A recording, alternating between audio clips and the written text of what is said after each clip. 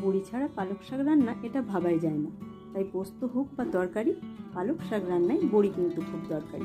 এখানে আমি পালক শাকের পোস্তর জন্য কয়েকটা বড়ি ভেজে নিয়ে সর্ষের তেলে সামান্য কালো জিরে ফোড়ন দিয়ে কেটে রাখা পালক শাকগুলো ভেজে নিলাম। মাঝে মধ্যে ঢাকা দিয়ে দেবো যাতে জলটা বেরিয়ে যায়।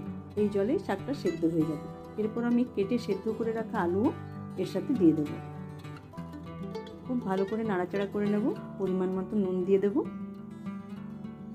দেখুন শাকটা থেকে জল বের হচ্ছে, আমি এতে একটু জল দিইনি। এরপর বড়িগুলোও দিয়ে দিলাম। খুব ভালো করে নাড়াচাড়া করে কম আঁচে একটু ঢাকা দিয়ে দেবো।